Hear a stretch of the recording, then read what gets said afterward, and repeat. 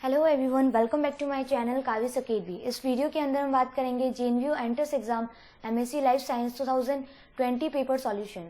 Okay, so ये part third है। इस पार्ट थर्ड के अंदर डिस्कस करेंगे क्वेश्चन नंबर 41 से लेके 60 तक। सो स्टार्ट करते हैं इस वीडियो को। क्वेश्चन नंबर 41 देखो क्या दे रखा है, which of the following are the micronutrient for the plant. तो इनमें से कौन सा माइक्रोन्यूट्रिएंट है प्लांट के लिए। तो हमें पता है कि टू टाइप के मिनरल्स एलिमेंट्स होते हैं। मेनली मिनरल्स एलिमेंट्स को टू टाइप में डिवाइड कर रखा है। नंबर फर्स्ट है आपका, दैट इज द मैक्रोन्यूट्रिएंट बोलते हैं, या फिर इसको हम बोल सकते हैं मेजर। Okay, major nutrient.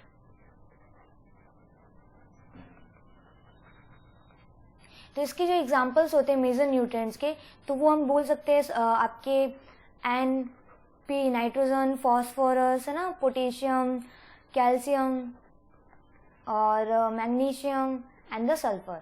ये सारे एग्जाम्पल आपके micronutrient and the major nutrient के एग्जाम्पल है। सेकंड आपका होता है माइक्रोन्यूट्रिएंट, जो क्वेश्चन में आपको पूछा गया है, दैट इज अ माइक्रोन्यूट्रिएंट। तो देखो, जब हम बात करते हैं माइक्रोन्यूट्रिएंट्स की,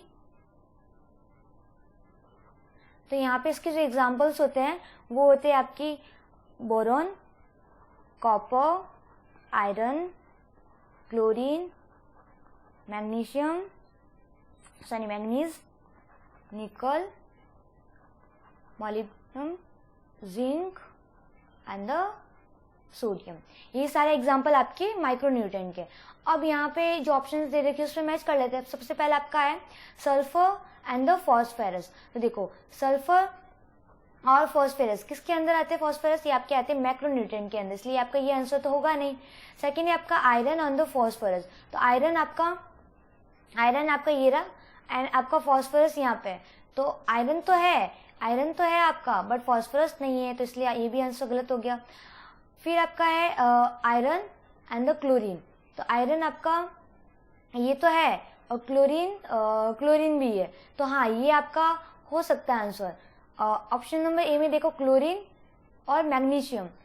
क्लोरीन तो ठीक है, क्लोरीन है, मैग्नीशियम यहाँ पे मैक्रो में, तो मैक्रो है, इसलिए ये भी नहीं होगा। सो ओवरऑल आपका जो करेक्ट आंसर होगा that is option number B. तो ध्यान रखना। क्वेश्चन नंबर आपका है 42। Identify the correct statement regarding haemoglobin. तो हीमोग्लोबिन के लिए यहाँ पे कुछ बाइंडिंग साइट के लिए कुछ दे रखा है, तो उसमें करेक्ट स्टेटमेंट कौन सा होगा। ऑप्शन नंबर फर्स्ट क्या दे रखा है, CO2 and the CO bind to the same site on the haemoglobin. ऐसा नहीं है ना, CO and CO2 same bind पे हीमोग्लोबिन में बाइंड नहीं होता है, तो ये इनकरेक्ट है। Option number CO2 and O2 bind to the same site on the haemoglobin, कि जो CO2 है एंड द O2 है वो हीमोग्लोबिन की सेम साइट पे बाइंड हो गए, तो ये भी ऐसा नहीं है। अगर सेम साइट पे बाइंड होता तो दोनों के बीच में कंपटीशन हो जाता, फिर तो ये हो जाता कि अब O2 बाइंड हो या फिर CO2 बाइंड हो ना, तो ऐसा तो है नहीं, क्योंकि दोनों को हमारी बॉडी के अंदर मेंटेन करके चलना है, तो ये ऐसा नहीं होगा, दोनों की सेम साइट तो बिल्कुल नहीं होगी। सो ये तो होगा नहीं। सी आपका क्या दे रखा है, O2 and the CO bind to the same site on the haemoglobin. तो ये हो सकता है, क्योंकि एनवायरनमेंट से हमें पता है CO जो हमारे बॉडी के अंदर एंटर करती है, तो वो हमारे एनवायरनमेंट से ऑक्सीजन भी आती है, तो दोनों आपस में कॉम्पीट करती है कि ये जो हीमोग्लोबिन की जो साइट है यहाँ पे कौन बाइंड होगा, क्योंकि दोनों की जो बाइंडिंग साइट है वो सेम होती है। एक चीज़ और ध्यान रखना, जो CO बाइंड होता है वो एकदम टाइटली एसोसिएट होता है ना हीमोग्लोबिन से, तो इन दोनों के बीच में CO के बीच में बॉन्डिंग बहुत टाइट होती है एज कम्पेयर टू O2। तो इस वजह से ये चीज़ ध्यान रखना। तो वही होता है कि तभी तो बोलते हैं कि जो CO होता है वो हमारी बॉडी के लिए टॉक्सिक क्रिएट होता है, पॉइजनस होता है, क्योंकि ये हीमोग्लोबिन के साथ टाइटली बाइंड हो जाती है और ऑक्सीजन इसके साथ बाइंड हो नहीं पाता है, इसलिए वजह से हमारी बॉडी के अंदर ऑक्सीजन की डेफिशिएंसी हो जाती है। तो ये आपका आंसर हो सकता है। बाकी क्या दे रखा है, O2 and CO bind to different, अगर डिफरेंट साइड पे होता तो कंपटीशन होता ही नहीं, तो यहाँ पे ऐसा नहीं है ना। ऑप्शन नंबर आपका हो जाएगा सी करेक्ट। क्वेश्चन नंबर 43 देखो, क्वेश्चन नंबर 43 में क्या दे रखा है, यहाँ पे आपको ट्रू स्टेटमेंट पूछा गया है। All bacteria have a circular chromosome, के सारे बैक्टीरिया सर्कुलर क्रोमोसोम रखते हैं? तो ऐसा नहीं है। बैक्टीरिया कैन हैव अ, क्योंकि वो लीनियर और सर्कुलर दोनों रखते हैं ना, दोनों में से कोई भी रखता है। तो bacteria can have circular and the linear chromosome, हाँ ये आपका सही हो सकता है। देखो ये दोनों ऑप्शंस क्या है, दोनों के दोनों ऑपोजिट है, तो श्योर सी बात है कि इनमें से दोनों में से एक होगा, दोनों साथ तो आएगा ही नहीं आएगा। तो ऑप्शन नंबर ए तो आपका ऐसे ही एलिमिनेट होगा, क्योंकि ए एंड बी साथ में आ ही नहीं सकते। क्यों नहीं आ सकते? यहाँ पे ऑल बैक्टीरिया सर्कुलर क्रोमोसोम है, यहाँ पे कुछ बैक्टीरिया सर्कुलर एंड कुछ लीनियर, तो ऐसे ये भी हो सकता है, ये भी हो सकता है, कैन दे रखा है, तो कैन की पॉसिबिलिटी ज़्यादा होती है, इसलिए हम ये इसको यहाँ पे राइट कर सकते हैं। Bacteria can have more than one chromosome, ठीक है, ये भी राइट है। सो बी एंड सी आपका राइट हो रहा है यहाँ पे। तो बी एंड सी कहाँ पे दे रखा है? ए तो ऐसे ही नहीं है, ए ऐसे ही नहीं है, तो बी एंड सी हो रखा है आपका, तो ये आपका ये हो जाएगा। डी देख लेते हैं। Bacterial chromosome is separated from the rest of the cytoplasm by the nuclear membrane. अब देखो प्रोकैरियोट के बेस में न्यूक्लियर मेम्ब्रेन की बात हो रही है, तो ऐसा तो बिल्कुल नहीं है, सो ये तो ऐसे ही गलत हो गया ना। सो ऑप्शन नंबर आपका हो जाएगा B and C correct. Question number 44. Antigen peritoneal macrophages were taken from the mouse stand H2B. जो macrophage लिया गया है from the mouse H2B से, and antigen prime T cell लिया गया है from the mouse H2K से। दोनों का ऐड किया गया है सेम वेल में। द टी सेल प्रोलिफ्रेशन, तो यहाँ पूछा गया कि जो टी सेल है उसका प्रोलिफ्रेशन होगा क्या? तो यहाँ पे प्रोलिफ्रेशन नहीं होगा, सो ऑप्शन नंबर आपका हो जाएगा A correct. That is a T cell proliferation will not occur. Question number 45। देखो बहुत सिंपल सा क्वेश्चन है, ये हम 10th क्लास से पढ़ते आए कि फिनोमिना है उसको मैच करना है ना। रिफ्लेक्शन, तो देखो रिफ्लेक्शन क्या होता है? मान लो कोई सरफेस है, ओके, तो यहाँ से कोई अगर लाइट हम इंसिडेंट लाइट गिराते हैं तो श्योर सी बात है वो रिफ्लेक्ट उसी मीडियम के अंदर होगी, है ना। तो जो मीडियम होता है रिफ्लेक्शन के केस में वो कैसा होता है? सेम मीडियम, क्योंकि वो एक ही मीडियम होता है। क्योंकि यहाँ मान लो कि बाहर की साइड है, यहाँ पे एयर मीडियम है, तो यहाँ पे वापस एयर मीडियम के अंदर ही आ रही है। तो ओवरऑल चीज़ ध्यान रखना, यहाँ पे क्या हो रहा है कि जो लाइट का जो पाथ है ना, जो पाथ है वो क्या हो रहा है? चेंज हो रहा है, बट जो मीडियम है वो सेम है। तो ऐसा ऑप्शन देख लेते हैं रिफ्लेक्शन के केसेस में। Change in path, okay, path change हो रहा है due to change in medium change नहीं हो रहा है, तो ये तो नहीं होगा। Change in path without change in medium, तो हाँ ये हो सकता है, मीडियम चेंज नहीं हो रहा है, तो ये आपका ऑप्शन हो जाएगा राइट। सो हम ए का थर्ड मैच कर सकते हैं। Question number B, option B में क्या दे रखा है? रिफ्रैक्शन। तो देखो रिफ्रैक्शन भी हम पढ़ते आए हैं कि रिफ्रैक्शन जब हम लाइट गिराते हैं, फॉर एग्जाम्पल हमने देखा होगा, मान लो कि कोई ग्लास जो कांच की ग्लास होती है उसके अंदर पानी डाल दिया, ओके, उसके अंदर फिर हमने पेंसिल रख दी। वेट, कांच की ग्लास के अंदर पानी है, उसके अंदर मैं पेंसिल डालूं तो पेंसिल यहाँ तो स्ट्रेट दिखेगी, बट जब वो अंदर जाएगी तो वो हमें थोड़ी सी टिल दिखाई देगी। होनी तो ऐसे चाहिए, बट ये हमें थोड़ी सी टिल दिखाई देती है। क्यों देती है? क्योंकि ये किसका एग्जाम्पल है? ये आपका रिफ्रैक्शन की वजह से। देखो बाहर का मीडियम कैसा है? एयर है, अंदर का कैसा है? वाटर है, मीन्स दोनों मीडियम क्या है? अलग अलग है।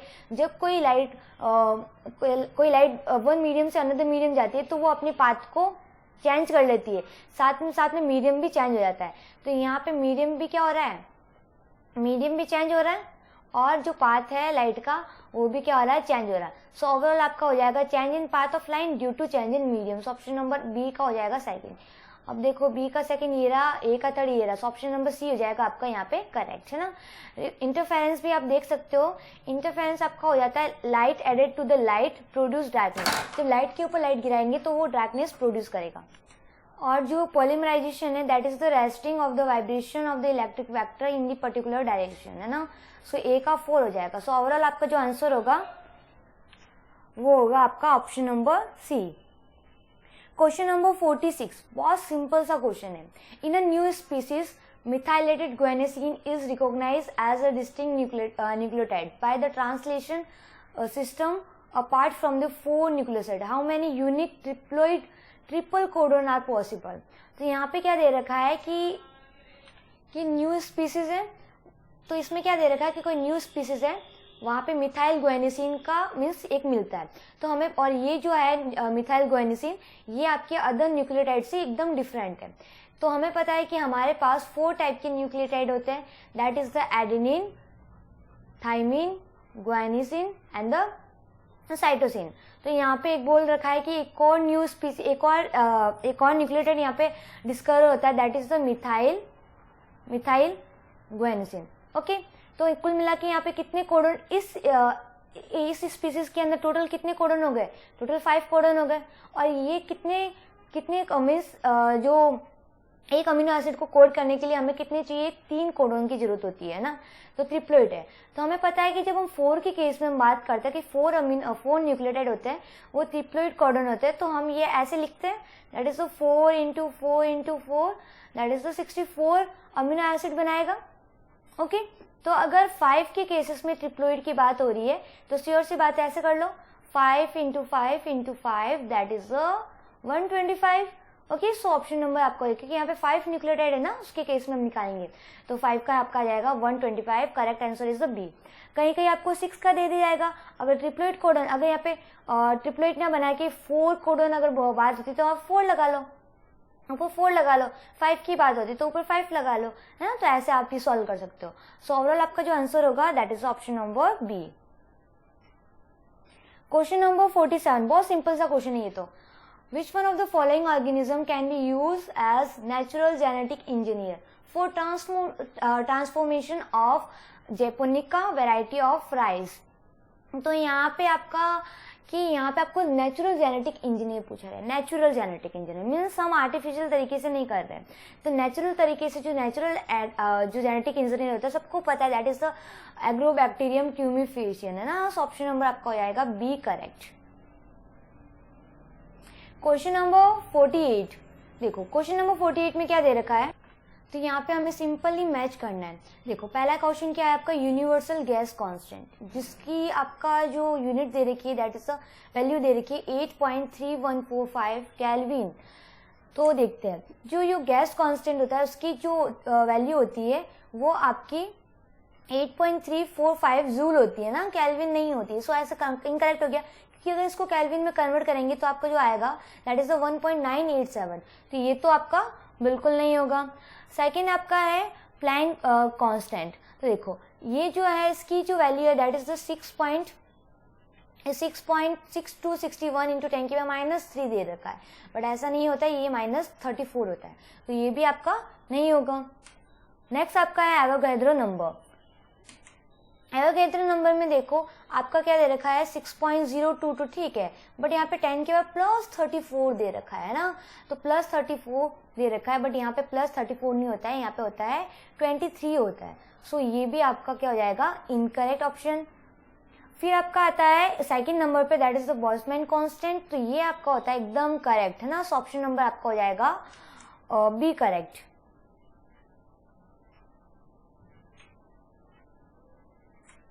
क्वेश्चन नंबर 49, देखो क्वेश्चन नंबर 49 में कुछ नहीं, सिंपल सा मैथ्स का क्वेश्चन है। यहाँ पे आपको what is the value of, यहाँ पे आपकी इसकी वैल्यू पूछ रखी है ना, इसको मैं यहाँ पे ऐसे लिख लूँ। अब पता है कि ये जो है वैल्यू इसको हम क्या बोलते हैं, इसकी जो पावर इसको हम n मान लेंगे, ऊपर n अगर होती है तो हम इसको dx n+1/n+1। तो x n की वैल्यू हमें पता है that is 2 + 1 is equal to x3, और n की वैल्यू क्या है 2 है, 2 + 1 दैट इज 3। तो इसको हम ऐसे लिख सकती हूँ, ऐसे। फिर इसकी जो पावर है अपर लिमिट लोअर लिमिट यहाँ पे लिख लूँ। फिर एक बार इसकी जो ये है इसकी वैल्यू x की वैल्यू यहाँ पुट करती हूँ, फिर दूसरी बार यहाँ पे 2 की वैल्यू x के ऊपर पुट करती हूँ। तो यहाँ पे जब हम पुट करते हैं तो जब सॉल्व करते हैं तो आपका आएगा 27/3, और जब एक बार इसको पुट करते हैं तो 2 की रेशियो 3, तो आपका आ जाएगा 8, है ना। सो यहाँ पे अगर माइनस करेंगे फिर आपको जो वैल्यू निकल के आएगी 19/3। ऑप्शन नंबर आपको हो जाएगा बी, करेक्ट। Question number 50। अब क्वेश्चन नंबर 50 में क्या दे रखा है, protein synthesis occur with high Fidelity. जो प्रोटीन सिंथेसिस होता है वो with high Fidelity assuming the incorrect amino acid. मान लो कि इनकरेक्ट अमीनो एसिड है, जो इनकरेक्ट अमीनो एसिड है वो मैंने यहाँ पे इंसर्ट कर दिया एट -33 10⁻³ रेट में यहाँ पे इंसर्ट किया। What is the probability that the polypeptide of 300 amino acid has been exactly the same that the specified by the mRNA। इसका यहाँ पे आपको प्रोबेबिलिटी पूछा गया है। तो ये क्वेश्चन आप मुझे बताना इसका आंसर क्या है। आंसर तो वैसे ए है, कैसे आएगा आप मुझे बताना। ओके, क्वेश्चन नंबर 51 क्या दे रखा है? Arabidopsis thaliana, a gene called the leafy, encoded the transcription factor LF by plant with leafy mutation।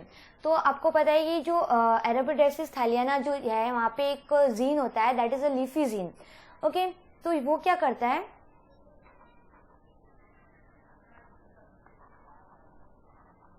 ये क्या करता है कि जब ये कोड होता है तो ये जो फ्लावर है, फ्लावर बनेगा या नहीं बनेगा वो जीन कोड करता है। तो अगर क्वेश्चन में क्या दे रखा है कि अगर ये म्यूटेशन हो जाए, म्यूटेशन मतलब इसका लीफी जीन कुछ इनहिबिट हो जाए, तो यहाँ जब ये लीफी जीन म्यूटेट हो जाता है तो क्या बनाता है आपको पता है? स्टेम बनाता है। इसलिए हम बोलते हैं कि ये stem meristematic to flower meristematic का एक ट्रांजिशन का कोड करता है, that is the leafy gene. Okay, तो ये क्या डिसाइड करता है कि जो फ्लावर है उसके अंदर सेपल, पेटल, स्टेमन, कार्पल है ना, इनके डेवलपमेंट को ये स्टार्ट करता है। तो एक तरीके से हम ऐसे मान सकते हैं। तो ये फ्लावर बनाएगा। तो अगर ये म्यूटेंट हो गया, मान लो ये इसकी थोड़ा स्टेज अगर आगे बढ़ गया, तो यहाँ पे ऑप्शन नंबर ए में क्या दे रखा है? Do not make a leave beyond the rosette stage. आपको पता है रोजेट स्टेज क्या होती है? देखो, मान लो कि शुगर कैन है ना, शुगर कैन के अंदर ये नोट्स होती है, इसको हम क्या बोलते हैं? नोट्स बोलते हैं, है ना। और ये वाला जो पोर्शन होता है that is the inter node. तो क्या होता है? रोजेट स्टेज को बोलते हैं जिसकी इंटर नोड बहुत ज्यादा क्या हो, कम हो। जिसकी इंटर नोड कम होती है, जो स्टेज होती है that is the rosette stage. Okay, तो ये पर्टिकुलर हार्मोन्स की वजह से कम हो जाता है, कोई रीजन हो जाता है। तो यहाँ पे लीफी जीन का कोई रोल नहीं है, सो ऑप्शन नंबर ए आपका हो जाएगा इनकरेक्ट। सेकंड दे रखा है दे मेक स्टेराइल फ्लावर। मैंने आपको क्या बोला? ये फ्लावर के डेवलपमेंट में हेल्प करता है।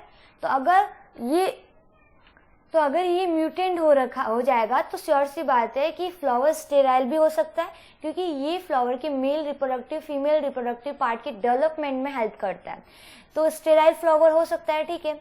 थर्ड दे रखा है दे शो द अल्टर्ड फाइलोटॉक्सी।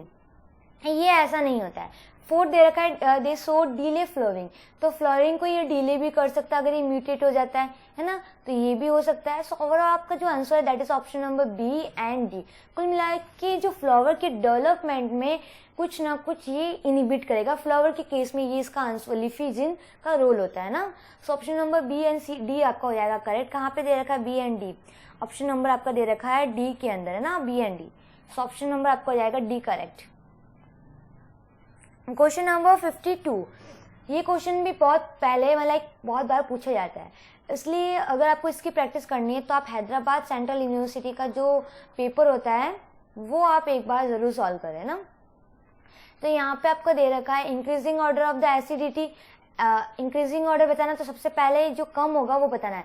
बी आपका होगा है ना, सबसे पहले इसकी सबसे कम होती है इनके कंपेयर में, देन ए उसकी थोड़ी ज्यादा, देन आपका सी आ जाएगा, देन आपका आ जाएगा ये। सो ऑप्शन नंबर आपका हो जाएगा सी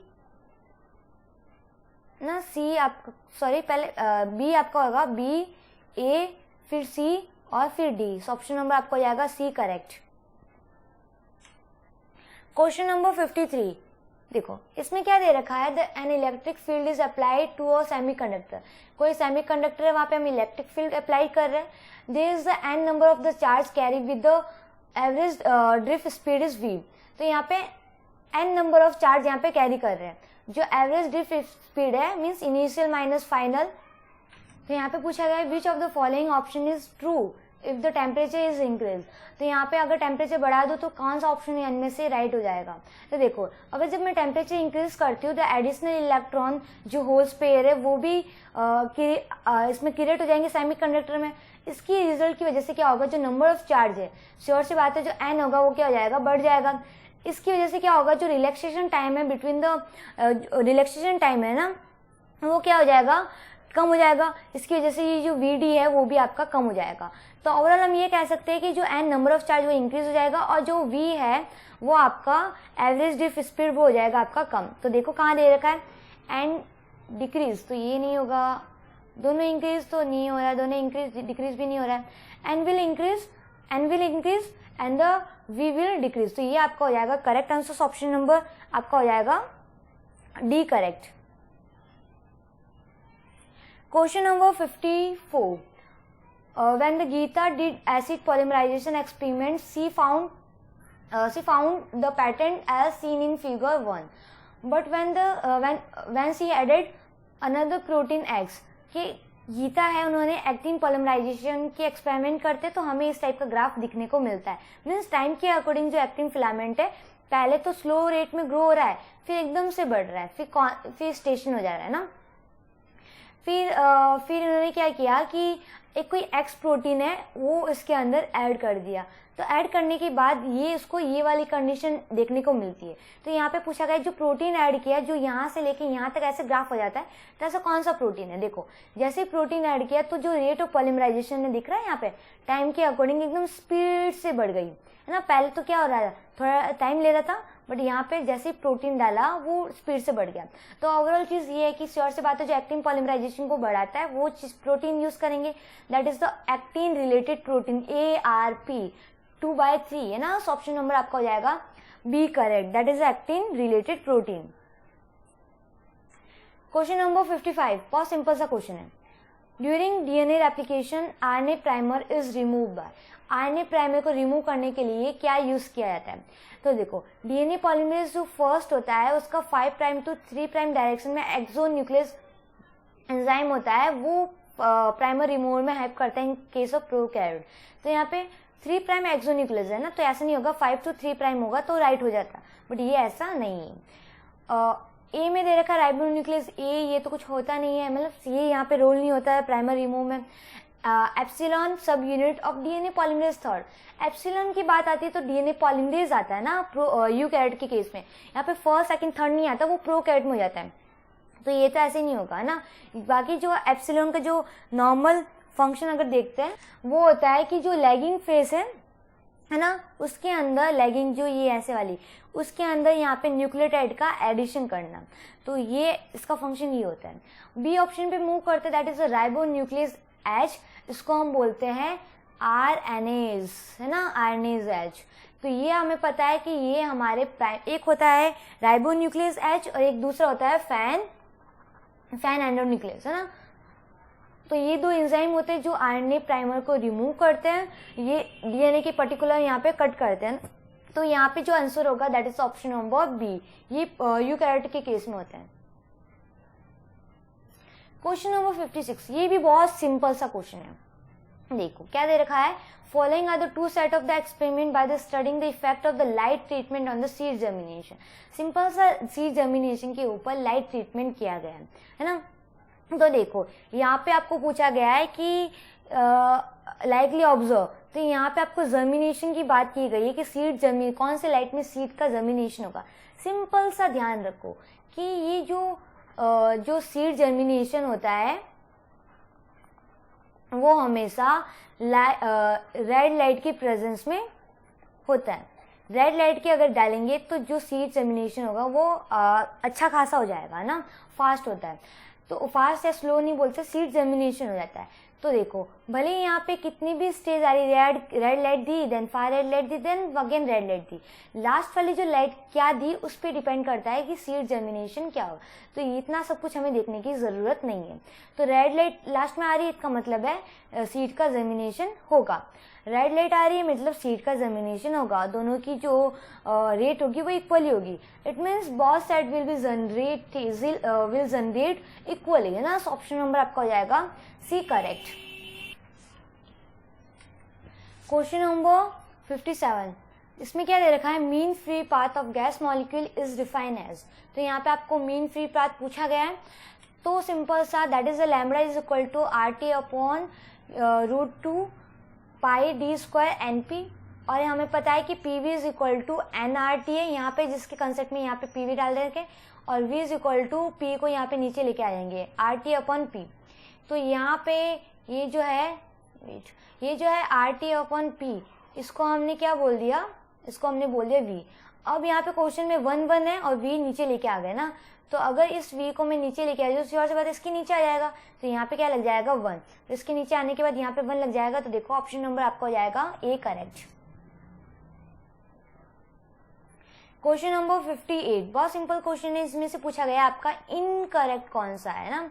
glycolysis involve in conversion of 6 carbon glucose to 2 molecule of carbon pyruvate है ना। तो सिंपल से बात की, ग्लाइकोजन का मॉलिक्यूल ग्लूकोज का मॉलिक्यूल जब ब्रेक होता है इनटू, तो वो 2 मॉलिक्यूल पायरुवेट में कन्वर्ट होता है, तो ये ऑप्शन आपका राइट है। ग्लाइकोलाइसिस बहुत ज़्यादा इंपॉर्टेंट है, तो ध्यान रखना इसके ऊपर आपको एंजाइम्स के नाम, इसके इनिबिटर के नाम, मतलब कुछ भी, इसकी कितनी एटीपी जनरेट होती है, इस प्रोसेस के बाद क्या होता है, इस प्रोसेस में या कन्वर्ट होने के बाद इसको क्या बोलते हैं ना, तो वो सारा फॉस्फोराइलेशन बोलते हैं कि क्या बोलते हैं ना, तो वो सारा सबस्ट्रेट लेवल फॉस्फोराइलेशन एक्सेट्रा, तो वो सारी चीज़ें ध्यान रखना। तो ऑप्शन नंबर ए होगा आपका correct. 4 each glucose molecule convert 4 molecule of ATP is the net yield of glycolysis. तो यहाँ पे ग्लाइकोलाइसिस के अंदर जो नेट एटीपी बचती है वो 4 बचती है, ऐसा नहीं होता है। जो नेट होती है, अगर सिंपल सा हम ग्लूकोज से लेके पायरुवेट की बात करें तो 7 एटीपी होती है, और आगे जो एनारोबिक तक पूरा अगर लैक्टेज तक हम बात कर ले तो यहाँ पे 5 एटीपी माइनस हो जाती है, तो 2 एटीपी बचती है, तो अगर आपका 4 तो यहाँ पे बिल्कुल भी नहीं है ना, तो ये आपका इनकरेक्ट है। In eukaryotic cell the citric acid cycle, जिसको हम क्रेब्स साइकिल बोल सकते हैं ना, बहुत सारे नाम होते हैं इसके, citric acid cycle take place in cytosol नहीं।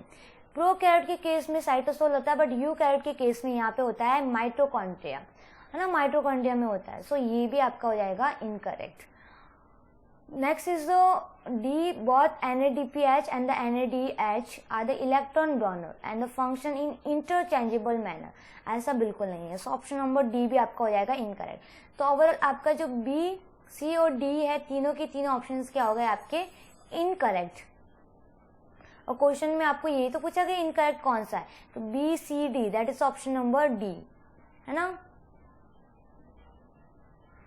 क्वेश्चन नंबर 59 क्या दे रखा है, diffuse current in PN junction is. तो जो डिफ्यूज करंट होता है in the PN junction, the hole from the P type diffuse, जो होल्स होता है from the P type diffuse into the N type, तो इसी में केस में जो इलेक्ट्रॉन होता है वो एन से लेके पी टाइप में डिफ्यूज होता है। इसकी वजह से क्या होता है, the concentration gradient to form, concentration gradient form होते हैं, depletion region result in rise the diffusion current, तो डिफ्यूजन करंट इंक्रीज होता है फ्लोइंग फ्रॉम दी पी से लेके पी टू एन, तो यहाँ पे क्या हो जाएगा, diffuse current P to N हो जाएगा, सो ऑप्शन नंबर आपका हो जाएगा बी करेक्ट।